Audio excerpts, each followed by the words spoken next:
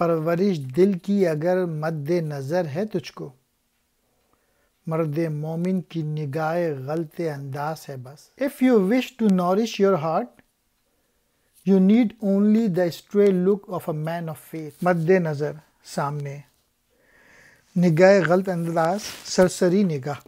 مین message یہ ہے کہ کسی کی بس نگاہ پڑ جائے، کسی درویش کی، کسی بزرگ کی، تو تیری زندگی تبدیل ہو جائے گی۔ اگر تجھ کو اپنے دل کی پرورش منظور ہے تو کسی مرد مومن کی ایک نگاہ ہی تیرے لیے کافی ہے جو تجھ پر اچانک پڑ جائے۔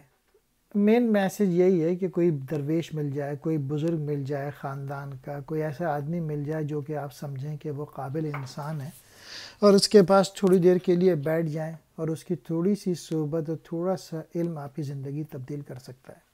ہمیں ڈھونڈتے رہنا چاہیے ایسے لوگ جو کہ گائیڈ کر سکیں، جو کہ ہم کو راہ دکھا سکیں، اور دنیا میں ایسے بہت سارے لوگ موجود ہیں۔